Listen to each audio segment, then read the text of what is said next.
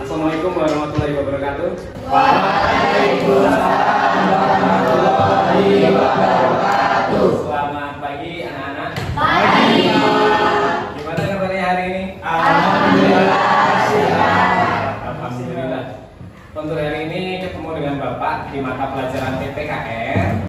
Sebelum mulai pembelajaran, Bapak minta salah satu dari kalian untuk memimpin doa. Ayo Mas Aan pimpin doanya terlebih dahulu. Berdoa mulai. Doa selesai. Baik, terima kasih Mas Aan. Untuk hari ini, adakah yang tidak masuk di kelas ini? Ada Siapa namanya? Gustaf, Putri, dan Jadi sebelum mulai pembelajaran, coba cek lingkungan kelas kalian. Udah bersih belum? Udah. Alhamdulillah, dari kelas ini rajin-rajin. Ini kayaknya masih loyo-loyo. Coba saya ini ya, saya berikan salam biar semangat. Salam PPKN. Pancasila hidup menjadi Bhinneka Tunggal Ika selalu berhati. Bapak ada satu video motivasi yang ingin Bapak perlihatkan ke kalian. Kalian resapi, kalian amati. Ada sebuah peribahasa yang berbunyi, change yourself, change your future, yang artinya, ubah dirimu sendiri, maka kamu merubah masa depanmu. Mari ubah diri kita menjadi lebih baik, agar masa depan kita pun ikut berubah menjadi lebih baik juga. Semangat! Jadi, dari video tadi bisa kalian ambil sisi positifnya ya. Bahwa untuk mengubah masa depanmu, mulailah dari dirimu. Ubah diri kamu terlebih dahulu, baru kamu itu bisa mengubah masa depanmu. Kita nggak tahu masa depan kalian itu kayak gimana. Jadi intinya kayak ini. Jika kamu ingin mengubah masa depanmu, mulailah dari dirimu, mulai dari yang kecil dan lakukan sejak saat ini. Materi yang akan Bapak sampaikan ini terkait kasus pelanggaran hak asasi manusia dan upaya penanganannya. Untuk model yang akan Bapak sampaikan ke kalian, di sini Bapak menggunakan model problem based learning. Untuk metode Bapak menggunakan metode ceramah. Jadi ceramah, saya memberikan materi itu metode ceramah.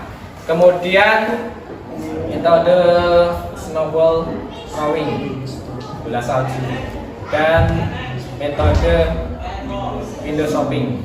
Jadi setelah kalian melihat tayangan video, kemudian berdiskusi dengan kelompok kalian, nah peserta didik itu diharapkan dapat menganalisis pelanggaran hak asasi manusia dalam perspektif Pancasila dalam kehidupan berbangsa dan bernegara. Kalian pernah mendengar HAM itu apa sih? Jadi kalian punya hak nggak sebenarnya? Punya. Manusia itu punya hak dari dalam kandungan sampai dia meninggal dunia. Setelah meninggal dunia, haknya tidak ada lagi. Coba kalian amati gambar ini. Setelah kalian amati, coba kalian jawab pertanyaan ini. Peristiwa apa yang terjadi di samping? Gambar di samping. Penganiayaan atau pengeroyokan atau kekerasan dan pembunuhan. Mengapa pengeroyokan dan pembunuhan tadi dilarang? Karena melanggar hak asasi manusia. Ya, benar, jelas ya. Terus ini, apakah kasus tersebut termasuk pelanggaran hak asasi manusia? Di sini Bapak akan menampilkan video kasus pelanggaran hak asasi manusia. Mungkin kalian pernah lihat di TV atau di berita. Coba saya tampilkan. Sahabat Kompas.com, Komnas HAM mengumumkan sejumlah temuan baru dalam kasus kerangkeng manusia milik bupati nonaktif terbit rencana perangin angin. Jadi menurut video tadi, yang dilanggar tadi apa saja? Untuk hidup. Untuk hidup dilanggar nggak? Untuk hidup tidak dilanggar. Kebebasan. Ini ya, jadi yang di kerangkeng tadi termasuk tidak mendapatkan hak bebas dari penyiksaan. Di situ malah dia disiksa sama Bupati Langkat.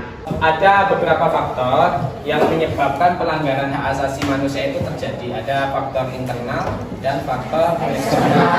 Faktor internal itu apa aja? Yang pertama, faktor internal itu adalah sikap egois. Jadi sikap mementingkan diri sendiri.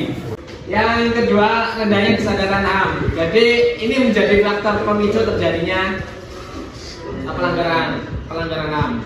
Jadi orang itu tidak memiliki pemahaman HAM yang baik, makanya mudah terjadi pelanggaran HAM. Silakan kalian duduk berkelompok, perhatikan dulu, jangan ribut. Untuk memindahkan kursinya diangkat, ya Pak. Jadi supaya suasananya tetap tenang. Silakan duduk berkelompok. Dari penjelasan Bapak tadi, ada yang ditanyakan, tulis pertanyaan di kertas selembar.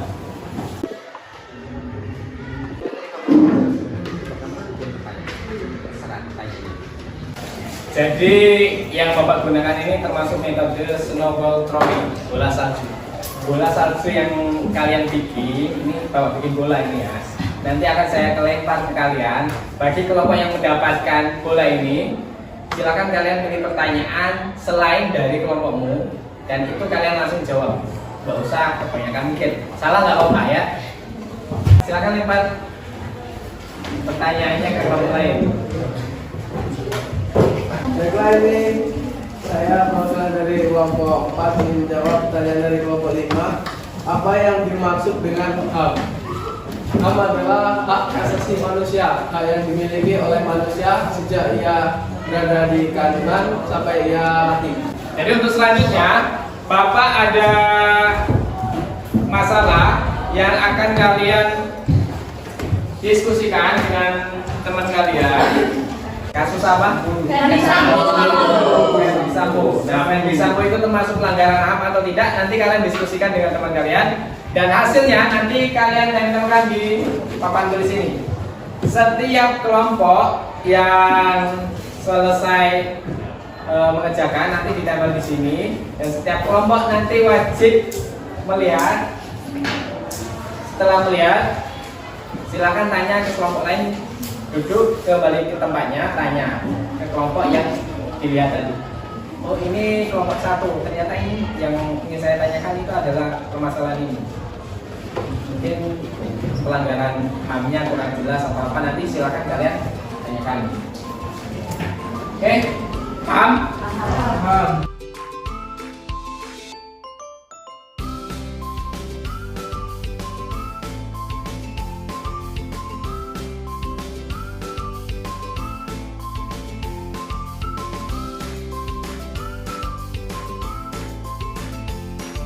Ya sudah, silakan ditempel.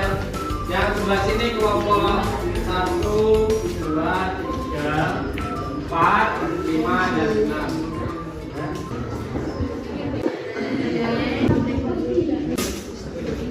Nanti setiap kelompok dimulai dari kelompok 1 keliling membaca yang telah teman kalian tulis di sini, dan siapkan satu pertanyaan untuk kelompok yang kalian pilih tanyakan, ya. Dimulai dari kelompok 1, 2, 3, 4, 5, dan 6. Oke, dimulai dari kelompok 1, silakan maju ke depan. Kalian baca ini semuanya.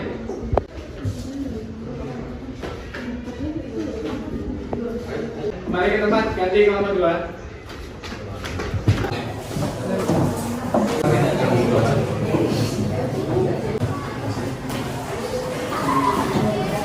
Silakan kelompok 1 menanyakan dari hasil yang kalian baca tadi, kelompok mana yang ingin kalian tanyakan. Baik, di sini saya perwakilan dari kelompok 1 ingin bertanya kepada kelompok 6. Mengapa hak asasi di Indonesia belum dilaksanakan secara maksimal, sedangkan yang melakukan pelanggaran tersebut adalah aparat penegak hukum? Kita pertanyaan dari kami, kenapa di Indonesia tidak dilakukan secara maksimal dan sering dilanggar oleh aparat penegak hukum? Karena penegak hukum memiliki kekuasaan, jadi mereka mungkin semena-mena dalam melakukan pelanggaran tersebut, dan secara tidak maksimal kemudian menggunakan hak asasi lain orang lain. Pertanyaan tadi, kenapa kok malah aparat penegak hukumnya itu melakukan pelanggaran HAM? Padahal jelas aparat penegak hukum itu seharusnya menegakkan hak asasi manusia. Kenapa fenomena ini terjadi? Kenapa? Karena kurang tegasnya karena tidak tegasnya penegakan hukum terhadap para pelanggar HAM merupakan penyebab pelanggaran HAM makin banyak terjadi. Ya bagus. Jawaban dari kelompok 6 dijawab sama siapa tadi? Susan. Ya, Mbak Susan tadi udah jawab benar ya. Jadi bahwasanya penegakan hukum di Indonesia ini kurang tegas. Akibatnya apa? Banyak aparat yang bermain di situ. Selain itu karena rendahnya kesadaran hak asasi manusia yang dimiliki oleh aparat penegak hukum menyebabkan seorang aparat penegak hukum itu dengan seenaknya melakukan pelanggaran hak asasi manusia.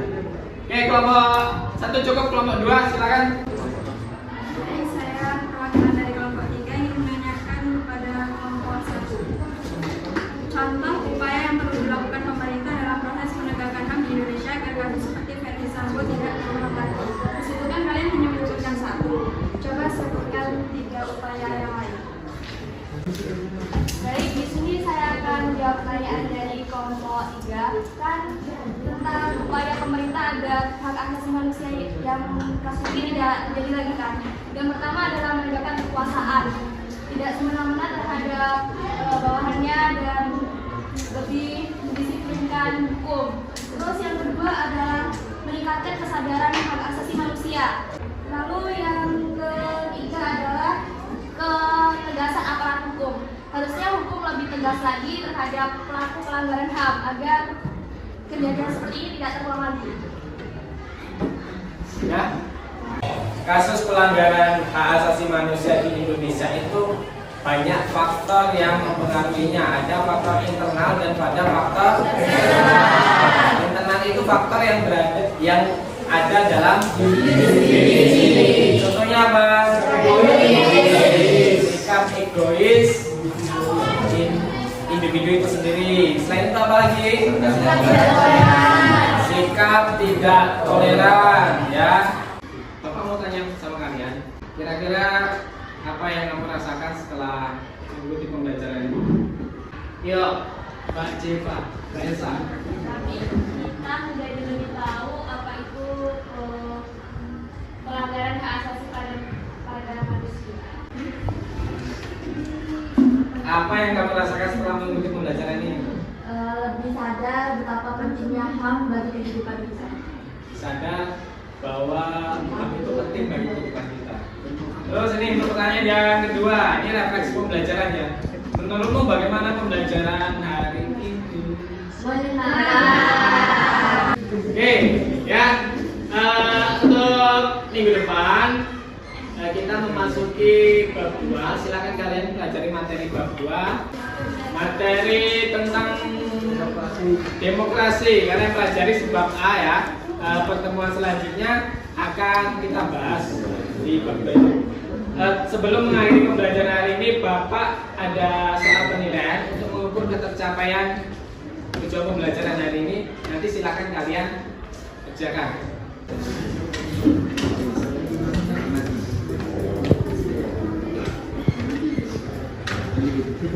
Tulis nama kalian. Ya.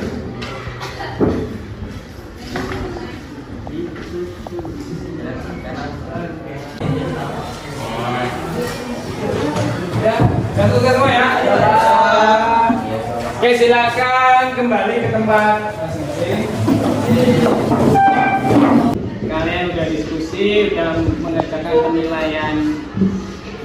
penilaian hari ini atau evaluasi. Jadi untuk ke depan di rumah jangan lupa untuk belajar terus ya. Masih ingat dengan salam kita? Masih. Salam PPKN. Pancasila Hidup Yamni. Bhinneka Tunggal Ika selalu jadi. Oke, terima kasih untuk pembelajaran hari ini.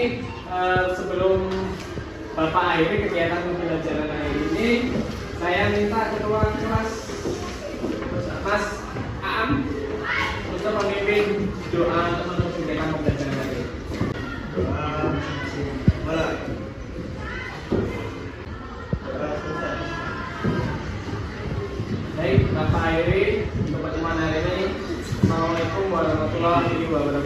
Waalaikumsalam warahmatullahi wabarakatuh.